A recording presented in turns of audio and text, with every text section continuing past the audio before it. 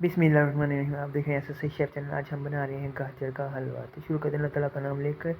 आपने 4 से 5 किलो गाजरें ले लेनी है, उनको कद्दूकश कर लेना है अच्छी तरह से। और कद्दूकश करने के बाद आपने इसको धो के देगची में डाल के पानी डाल के बॉयल करने के लिए रख देना है। इतना बॉयल करना है, 5 से 10 मिनट बॉयल कर लेना है, ताकि उसके अंदर से जो गाजर की हमक होती है और वो निकल जाए। और फिर इसको 5 से 10 मिनट बॉयल करने के बाद छान लेना है अच्छी तरह से कि इसका पानी निकल जाए। अब आपने कढ़ाई रखनी है और इसके अंदर 12 से 15 अदद इलायची के दाने शामिल कर देने हैं।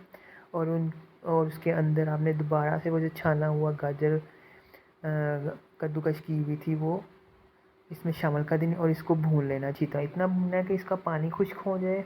जब इसका पानी खुश्क होने लगे तो आपने तकरीबन इसके अंदर आधा किलो के करीब दूध ले लेना है। अच्छे वाला दूध लें।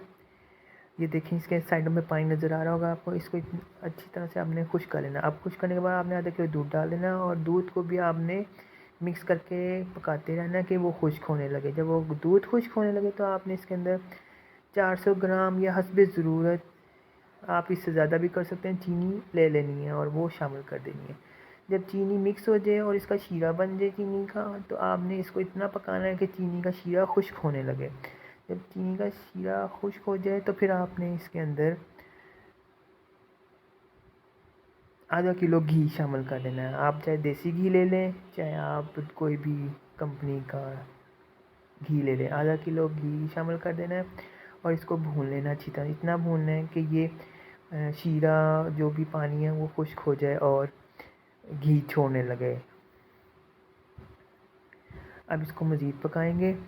अब इसके अंदर आपने चंद बादाम लेने हैं और उनको कद्दूकश करके वो शामिल कर देने हैं, ठीक है। और इसको भून लेना है अच्छी तरह से। अब जब आप देखें कि ये तेल साइडों पे आना शुरू हो गया है और दरमियान से भी तेल आना शुरू हो जाए तो इसको मज़ीद भून लेना है। और इसके अंदर आपने तकरीबन 1 किलो के करीब खोया ले लेना है। उसमें से थोड़ा सा खोया निकाल लेना है ऊपर सर्विंग के लिए, बाकी सारा खोया इसमें शामिल कर देना है और इसको अच्छी तरह से मिक्स कर लेना और भूनना है। इतना भूनना है कि खोया और गाजर अच्छी तरह से भून जाए और तेल छोड़ दे। हलवा जब तेल छोड़ देगा आपका हलवा, तो इसका मतलब है ये तैयार है। अब आपने इसके प्लेट में निकाल कर सर्व कर देना है। आपने हलवे को प्लेट में निकालना है और इसके ऊपर आपने सबसे पहले बादाम डाल देने। बादाम डालने के बाद आपने इसके ऊपर खोया डालना है। खोया डालने के बाद आपने इसके ऊपर उबले हुए अंडे के स्लाइस रख देने हैं, ठीक है।